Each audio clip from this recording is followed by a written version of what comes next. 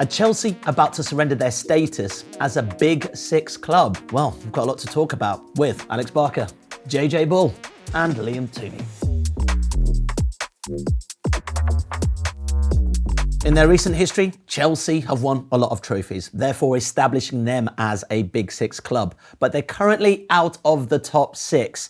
Alex, talk to me about what you're seeing with this current rendition of Chelsea. Yeah, I think it's been a season of two halves really for Chelsea, and I think that shows up in the underlying numbers. In front of me I have the expected points table for the Premier League this season, and on the face of it, Chelsea are pretty good. They're third. That of course encompasses the entire season, the first half of which was managed by Enzo Maresca, who I think on reflection did a pretty good job, because since then a bit of a decline set in under Liam Rosenior. If we look at his results early on, largely against relatively easy opposition, this graphic shows Chelsea's scoreline against an opposition and the non-penalty expected goals. Right from the first fixture against Brentford, despite winning 2-0, Chelsea largely got dominated, and that was kind of a trend that repeated in their early fixtures. In fact, it was only against Leeds and Burnley that they didn't concede over a non-penalty expected goal per game. And I've used non-penalty expected goals because it's quite important with Chelsea. They had a lot of penalties in this run, and I think this was somewhat of a warning sign of what was to come, because in the latter fixtures under Rosenior, which were against much more difficult opposition, I think the graphic speaks for itself. Chelsea obviously went on that 5-game goalless run in the Premier League, which culminated in their fixture against Brighton, which they lost 3-0 and got completely dominated in both the scoreline and non-penalty expected goals. In 2026, they are 14th in the table in the Premier League, and I think it's tempting to think, right, if they take Liam Rosenior out and put a good manager in, they'll start rising back up the table. But I think it's somewhat wishful thinking, because Liam, I think you'd agree, right, Liam Rosenior's tenure exposed quite deep-rooted issues at the club, like what you guys have written about in the past couple of weeks, that, you know, a slightly divided dressing room, a recruitment strategy that's quite spotty, turmoil at executive level as well, and fan anger that's actually resulted in protests against the club. It's quite a toxic atmosphere that reminds you of another club on this table, Tottenham Hotspur, who are 19th in the 2026 Premier League table. And it reminds me of them because Spurs, I think, have also suffered from some of the issues Chelsea are currently suffering from at the moment, and that's obviously led to a catastrophic season this year where they're in danger of relegation. And I think it shows that if you use them as a case study, when we talk about Chelsea today, what a vulnerable position Chelsea are in right now. Well, Liam, let's look upstairs. Let's look at the executive level. Can you give us a glimpse as to why there might be a drop-off based on what you're seeing up there? Well, I think the sporting leadership at Chelsea have made a lot of decisions that have been questionable, I think, to many supporters in terms of signings and in terms of appointing head coaches. And I think this culminated in the decision to appoint Liam Rosenior when Enzo Maresca abruptly left at the turn of the year. But Liam Rosenior was arguably the coach they knew best in the world. You know, Badadek Bali, when he spoke publicly at a business conference a couple of weeks ago, said that they'd been working with him for 18 months up close when he was at Strasbourg. So they knew what they were getting. And unfortunately, what they were getting was not good enough, really, for what Chelsea needed. And Rosenior didn't have the track record behind him as a coach, being so early in his football journey, and he didn't have the elite level playing career that could command authority in that dressing room and with fans, I think, coming in, particularly following a guy like Maresca, who had won with this group of players and was moving things in the right direction. So I think, you know, what you've seen since is certain players speaking out against the direction of the club, publicly criticising the decisions that the hierarchy have made for the first time. I think that's a signal that some of the core players of this project are beginning to question it. And as a result, Bluco and the sporting leadership team they've put in place, there's no suggestion that that sporting leadership team will change, but they are under pressure to get things right moving forward. And the likelihood is they will have to do it without Champions League football this season for the third time in 4 years of Bluco ownership, which was absolutely not the business model they had coming in. Yeah, Chelsea are in a vulnerable position, and there could be a possibility that this team miss out on Champions League football and European football altogether. So here's our chief finance writer, Chris Weatherspoon, to tell us what the impact of that might be. Like every European club, they're pretty reliant on the recurring revenues from the Champions League to make their numbers work. But actually, Chelsea are probably more reliant than anyone else now. When Bluco bought them in May 2022, they were buying a club that had qualified for 8 of the past 10 Champions League seasons. Things haven't gone quite so well since. If they miss out again this year, that'll be 3 times out of 4. And the problem with that is Chelsea haven't exactly been acting like a non-Champions League club. If anything, under Bluco, they've set about spending more than anyone ever has. They've spent nearly £2 billion on new players. They had, last season, the third highest wage bill in the Premier League, despite not being in the Champions League. And the cost of operating a club like theirs costs over £150 million a year. In other words, they need the money. But they also need to do something a lot more short term. Last year, Chelsea entered into a settlement agreement with UEFA, having breached the governing body's financial rules. And that settlement agreement lasts for 4 years, and it limits how much Chelsea can lose. This year, Chelsea are limited to adjusted losses of €60 million, around £52 million. We do know that through 80 million from the Champions League, through around 67 million from the Club World Cup, Chelsea are going to record their highest ever TV revenues this season, possibly the highest by any English club. But the problem comes next season. Chelsea's loss limit under the UEFA rule is 0. Now they can adjust that up to a maximum of €60 million if they come in under this year's target. But the problem is that they're going to lose 67 million in Club World Cup revenue, and they're going to lose at least half of their 80 million in Champions League revenue, and that only is if they get into the Europa League. So if they don't get into Europe at all, they're going to lose over £140 million in revenue. If Chelsea breach their settlement agreement, and if they breach their loss limits by more than £20 million, UEFA will rip it up and they'll throw them out. And then they won't get any money from Europe. And it'll be a lot harder for Bluecoat to make back the more than £4 billion they've already committed to the project. It's definitely not ideal. JJ, how is this going to affect their transfer strategy moving forward? Well, it will affect probably everything, because you don't have Champions League football, you can't attract all the biggest players, but you can't really do that anyway because the finances are such that they can't really buy the big players anyway because they're too expensive, but they probably have to sell to buy. They certainly have to offset signings with sales. I mean, that's been something they've been trying to do for the last couple of summers, but without Champions League football, that pressure becomes a bit more acute. So if you want to buy one of the amazing players that might improve this team, because the squad's pretty good, but you can probably improve, I would say, the front line. So you improve a left winger, a right winger, a striker, something like that. But those players are very, very expensive. They are. So then we have to sell someone. So who are you going to sell? Well, the most likely is going to be someone like Enzo Fernandez, because he's made noises about Real Madrid, all that sort of stuff. But Real Madrid know that. And so the price is probably going to go down a little bit. So if you buy in players for, say, Caicedo and Enzo are over 100 million each, right? So you're not going to sell them for the same amount. And any player they're going to sell is going to be for a loss, essentially. So not only can they not bring in players that make them even better, whoever they bring in will probably likely make them slightly worse. Maybe the experience will help them improve in other places. But if you sell, say, Enzo goes, right? So Enzo Fernandez is gone now. He's sold to Real Madrid for 80. We'll make up a number, right? Or Manchester City. Yeah. There's been suggestions in recent days that if Enzo Maresca goes there, that could be a possibility. But then you do that, and then what you have are players like your other star players, like Caicedo and Palmer, go, hang on now, I didn't sign up for this, that's not what I wanted. And then they get unhappy and they start making noises and your morale lowers. And so what happens is that they spend all this money to get these players in, and the key players you need to try and form yourself to make yourself even better are going to start losing their happiness, which is the most important thing. Exactly. You need happy players on a happy field to play good football. Exactly. So then your transfer strategy changes from being able to try and get to the very best players to being they've tried to sign players for the long term, but you need time for them to develop into what they're going to be. But because they have essentially shareholders or private equity owners who want them to have the results right now, they can't afford to wait for those things to mature. They need them to be ready right now.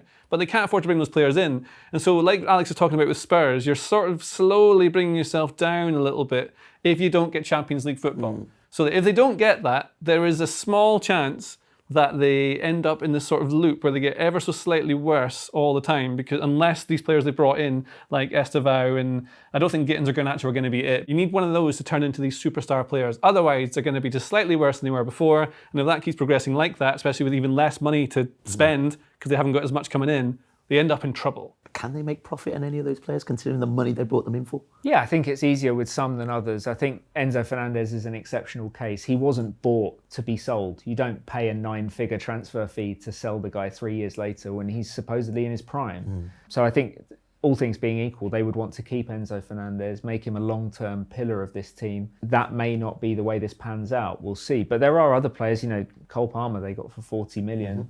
Even though he hasn't played his best football this season, you'd think they could at least double their money on him now.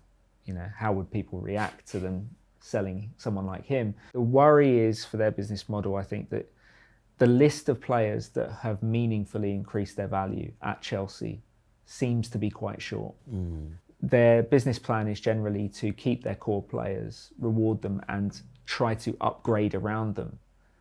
But they haven't necessarily been super successful in upgrading around them. And that's the issue they have, is the more players you sign that don't necessarily work, you are selling low in a lot of cases, which is not what private equity guys want to do. If the players weren't humans, it would be a lot easier, I think, because they don't factor in maybe that part of it, is that you can't guarantee the human you buy at 19 years old will be the same human at 23. Yeah. Whereas a stock probably is the same. Well, and you need to provide the right environment in football for players to develop as well. And this is a bigger question with Chelsea's model, in that if you have an entire squad of under 23s, with a few exceptions, they are eating into each other's minutes and development time. And so the players that aren't playing will not increase in value and are maybe missing a vital development window that they could be getting at another club. If you think all the best teams that ever come through tend to be like squads that are built with a unit that come together.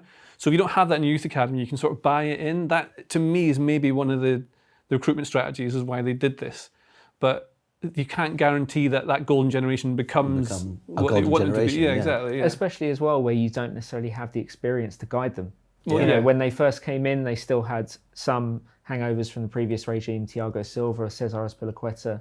That level of leadership has gone now. And you've got guys like Tosin in the squad, you know, who's affectionately referred to as uncle because he's one of the senior men. How old is he? 28. Exactly. You know, that's a senior man at Chelsea these days. But he hasn't necessarily got that elite level experience. I'm sure he's got the respect in the dressing room, but they don't necessarily have that kind of figure who can bring the younger leaders along. I know Chelsea like to say we've got this leadership group of Reece James, Enzo Fernandez, younger players that they think will grow together and eventually set the culture of the dressing room. But it's hard for them to just figure out how to do that on their own, especially when you have a coach in Liam Rosenior that was basically learning on the job as well. And especially if you then sell them to buy a new one. Exactly. Yeah, you kind of reset the clock, don't you? Yeah. And to your point, that maybe makes other players that have been with this project 2 or 3 years turn around and question, well, actually, where is this going? Yeah, I think this all alludes to this sort of lack of joined-up thinking across the board in many respects. No clear upgrades, no experience in that respect, and also a changing of managers as well. Alex, do we see this then playing itself out tactically when we watch Chelsea in the Premier League? Yeah, it goes without saying, right? If you have a muddled recruitment strategy, that's inevitably going to have a knock-on effect on your tactics. But I think Chelsea are somewhat of a unique case because it's not just the muddled recruitment, but Chelsea from the top down, right? They've had an idea for 2 years of how they've wanted Chelsea to play, but it's sort of up in the air at the moment.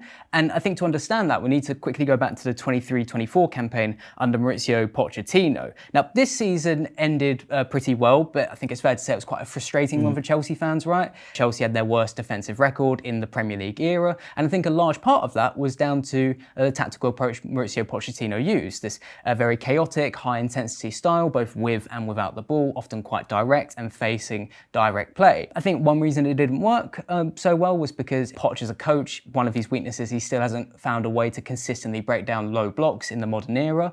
But another reason, I think, was that many of the Chelsea players just weren't suited to the chaotic, frenetic style Pochettino played. The attackers certainly worked well in it. The likes of Nicholas Jackson and Cole Palmer, who had that fantastic breakout campaign under Pochettino. These guys all thrived, but further back, there were some issues. For example, the £200 million duo of Moises Caicedo and Enzo Fernandez, they struggled to hold back the sea of transitions coming their way most of the time. And then in defence with Badiashile, Disasi and an ageing Thiago Silva, maybe no surprise in the case of the latter, but these guys also struggled to hold back the sea of transitions and defend large spaces.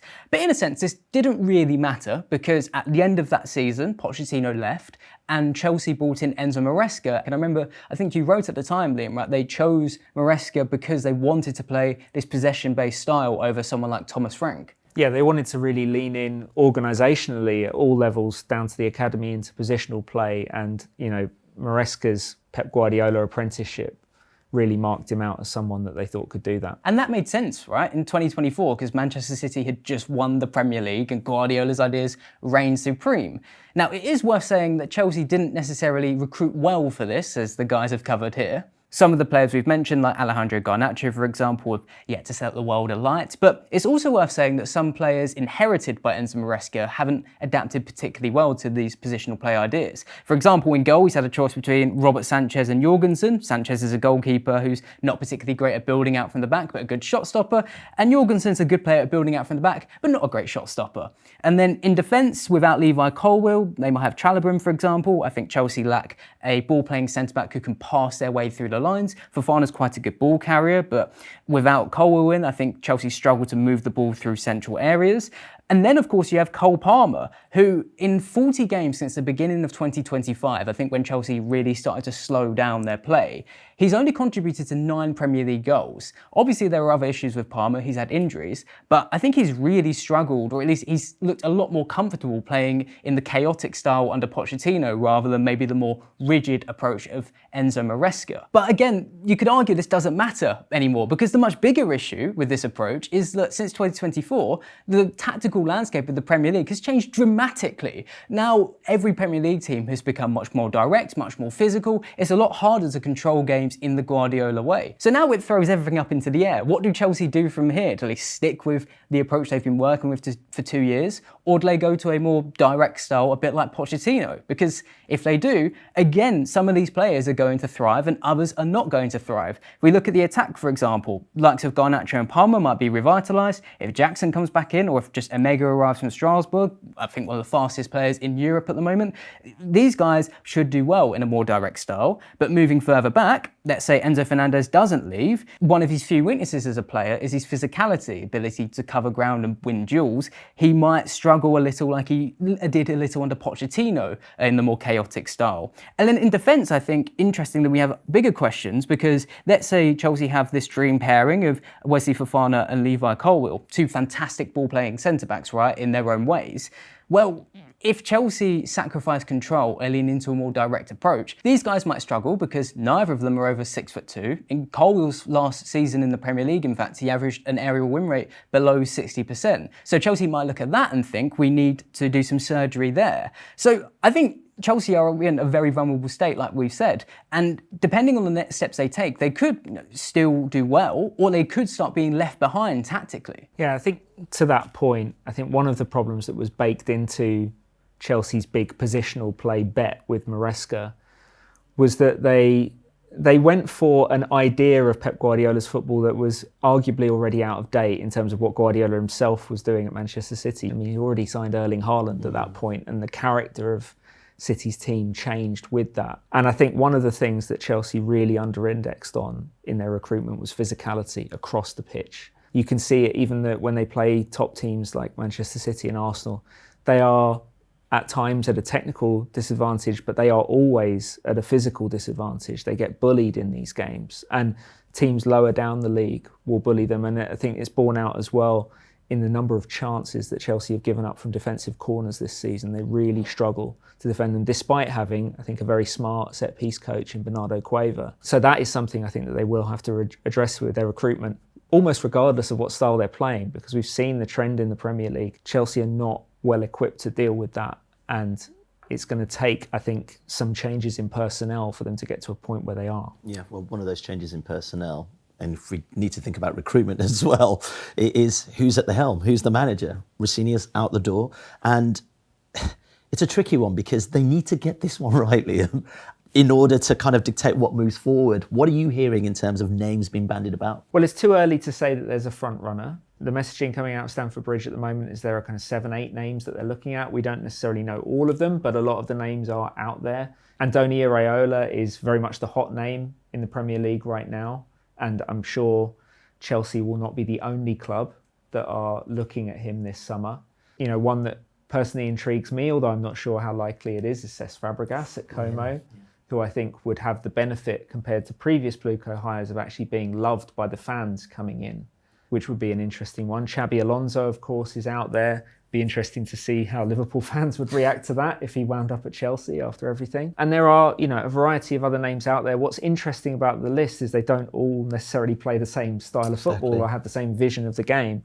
And I think that provides a bit of an insight into the conversations that are going on at Chelsea right now, where I think they realise they're at a bit of a fork in the road in terms of what type of team do we want to be? What type of team do we need to be in order to make Champions League qualification our baseline, which is what the club needs from a business point of view? Yeah, Iraola could be interesting in terms of going from a smaller team to Chelsea, a much bigger team. I mean, it's a tough one because I don't know whether or not that would work out, but it makes a little bit of sense, doesn't it? Yeah, he's a young, promising manager. And I also think it makes a bit of sense to say, Liam, like you said earlier, Chelsea are signalling a bit of change this summer. But it does feel maybe if Iraola comes in, it would be softer change.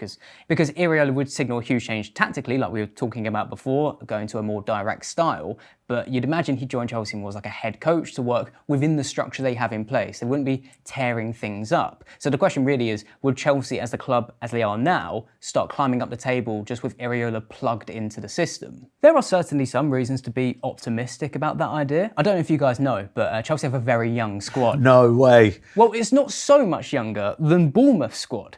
And I think that speaks to the fact that Iraola would probably work well with a younger profile of player. For mental reasons, younger players tend to take on tactical ideas a bit more easily, but also physical reasons. Like his style requires, I think, players who can cover ground quickly and for longer periods of time. So Chelsea's squad, on the face of it, might suit him. But it is worth pointing out there are very big differences between Bournemouth's young, happy camp of players and the more toxic atmosphere at Chelsea, both in and outside of the club. For example, they've collected the most red cards in the Premier League this season. We covered Chelsea's discipline issue on the last Chelsea show we did as well, and we showed that their lack of experience, lack of leadership, that manifests not just in yellow and red cards, but also actual goals conceded due to a lack of organisation. And this obviously extends to what we're talking about today, with Chelsea being a bit of a moment across the whole structure, at executive level and sporting directors, of course. And maybe Iraola comes in and he is Chelsea's Arteta. Like, he's the guy to unify this dressing room and level all the processes up. And he's given time to transform the squad in his own image, and Chelsea start climbing up the table. I do fear, though, he could be their Thomas Frank, in that he arrives at the club, he's unable to unify the dressing room, and the disjointed decision-making above him and the recruitment strategy, which we have a lot of criticisms about, it doesn't work out for him, and he ends up just getting swallowed up by the beast of Chelsea, and Chelsea end up suffering for that. What about a big name, though, JJ? Someone with a bit of gravitas, someone who's won trophies elsewhere that can lead these young men into a trophy-clad season, potentially next season? Well, I've been thinking about this a lot, Ayo. So we know we were talking about how Chelsea were thinking about what kind of team they want to be, what kind of manager they need to do that. But what if the club decides what kind of manager they need to have? You think of like Real Madrid, it's always Galactico types, you know? And Barcelona's always a tactics man. There's different clubs have different things about them. But what are Chelsea? Well, as you can see, I've spared no expense in making a graphic that will help us work out what they need. Riz, no Riz. Yes. That is brilliant. Now, these are words that the kids use. I'm aware this is already out of date. But there are only 4 kinds of managers, I've decided. One of them is tactics master. We know what that means. Someone who knows all the tactics. There are football men. The old schools, you know, go and run around. That's what they've got. Yeah. But some of them have charisma. This is the most important thing. Some of them have no charisma. So let's have a look at some of the best managers of all time. Well, by golly gosh, won't you know it? Ancelotti's over in the sort of football man bit. I'm not to say they don't have tactics. Obviously they do. They've won lots of stuff. Ferguson, Sir Alex Ferguson, one of the best managers of all time. Lots of charisma. Guardiola, lots of charisma. That's what we've got. Now, let's take another look at the other part of the graph. I think Enzo Maresca goes around a bit here. Do you agree, Liam? I think part of his problem outwardly at Chelsea, not so much with the players, but outwardly he didn't have a ton of charisma. He's a tactics master, we know that, but he doesn't have all the charisma that you need, maybe. Quite volatile, it's never something you need to look out for. Then we have, I think, Liam Rosenior. Not trying to be harsh on anyone here. Oh, come on. He did have a little bit of Riz. He's obviously charismatic on TV Yeah. and whatever, but it's not the same in who walks in the dressing room. Fair. Who's got instant command over players? He didn't have it. That's what we've learned from what we hear, what's reported by our expert journalists. Now, what we also have is Mauricio Pochettino. I think he's quite a charisma man. He's lost some of it over time because he's not always won what he should have done, you know. But I'd say a bit more in the football man thing rather than the tactics bit. You're allowed to disagree with me here. These are all just for fun. Jose Mourinho, in the middle somewhere. He's more of a... More Riz, man. Yeah, I feel More like he Riz. should be like half off Yeah. at the top of the graphic. Exactly. Like, in terms of the Pure race. Riz. Over time, he's definitely lost a bit of like the aura he Yeah, had, you know. yeah. Chelsea's best managers, they mostly have a lot of charisma. We'll Yeah. call it Riz to be cool. Frank Lampard, more like this. Doesn't have he did when he came out of playing, but not quite there. Right? Chelsea needs someone with high charisma levels, regardless of whether they're a football man or a tactics master. They need someone with charisma. So we can ignore the tactics, but the ones that they're linked with, I think the most likely is probably Cesc Fabregas. Yeah. He does have the charisma and the tactics that you kind of want. Seems quite modern and nice. I don't know if they'll be able to get him because he's like built into the club at Como, essentially, right? I don't know. He's in a very good situation. I think James Horncastle laid this out really well on the FC pod earlier this week, that he's financially invested in that club as well as in a football sense, and he's in a position where he can really be quite picky and choose his own pace of development in his career. Do you want to go to Chelsea where then you're sort of told who you're getting by the sporting directors, and you've got unhappy players who might have to be sold to then bring in slightly worse ones? Does he have control like he does now? Would he still become like a tactics master man if he's not got that? Then you start being unhappy. Same way the players get unhappy, managers get unhappy with sort of Maresca. Glasner famously falls out with almost everyone he works with at different clubs, and you've got Iraola. We don't know if he has he's done well at Bournemouth. Is that enough? You can't take that to the next level. It'd be exactly. I think this is why they might end up with someone like Marco Silva, who's just, he could be on the way to being a sort of mid-tactics, mid-football man with some charisma. But this is what I think they need, is someone who has charisma, regardless of whether they are a football man or a tactics man. And this is what the ones they're linked with are. Therefore, that is conclusive proof of that. If you were going to look at either of those two, Fabregas, Silva, which makes more sense? I mean, sense and Chelsea right now probably aren't two words that go together, but which makes more sense? I think the really difficult thing is there isn't necessarily an obvious answer, because you can split the 4 hires that Blueco have made into, I think, 2 different brackets. I'm not necessarily talking in terms of the Riz graph, but, Potter and Rosenior to me are kind of a piece in that you had coaches with slightly less stature in the game, slightly less outward charisma and authority, who felt like they were just kind of chewed up by the environment and the scale of the challenge. And then you had someone like Mauricio Pochettino, who had a bit more gravitas, was certainly, I would say, probably the most logical appointment that Blueco have made coming in terms of his track record of building a culture with young players and empowering them. But he chafed against the environment. And ultimately, by the time they parted ways, I think it was genuinely mutual. I think they wanted him out, he wanted out. And Maresca had less stature than Pochettino coming in, but he earned that over the course of his first season by delivering Champions League, by winning 2 trophies. I think he earned it within the dressing room as well. And then he ultimately chafed against that structure and environment as well, to the point of essentially, you talk to people at Chelsea, they say he walked out mid-season, which I think probably invites questions of everyone. It invites questions of Maresca, but I think it's also a bit of a red flag for Chelsea and the structure that they've built. If a coach that has won with you is so sickened or considers their job to be made untenable, that they have to leave mid-season. I think one of the big lessons that Blueco need to take in this period of self-reflection, just my opinion, from the hires that they've made, is that they maybe need to be a bit more comfortable being uncomfortable with a coach that has a bit more authority, who maybe is a slightly high maintenance, demanding individual, because I've covered plenty of those at Chelsea and they're often worth it. They often deliver what you want on the pitch in terms of trophies, in terms of success, even if they don't necessarily last very long. Well, the coaches you hire that are more agreeable to the structure don't last very long either, the history suggests, and they don't have that success. So I think one of the lessons that maybe they can take from the 4 hires that they've made so far is that having a more established figure and being prepared to give them the voice that they deserve without necessarily giving them the keys to the club, because that's not how modern football works, but creating an environment where they feel like they can spread their wings and do what they want, will probably be the best environment for Chelsea moving forward. Okay, back to our original question. Are Chelsea falling out of the Big Six? I mean, is the Big Six even a thing now? Well, Tottenham have kind of retired it, haven't they? You have to be in the Premier League. I think they are at risk of falling down a rung as a club if they don't get the next few decisions right. If you like this video, please consider subscribing to the channel. The Athletic is home to some of the world's best sports journalists, including David Ornstein, Amy Lawrence and James Horncastle. With the latest transfer news and insights on every Premier League story that matters, theathletic.com puts you inside football.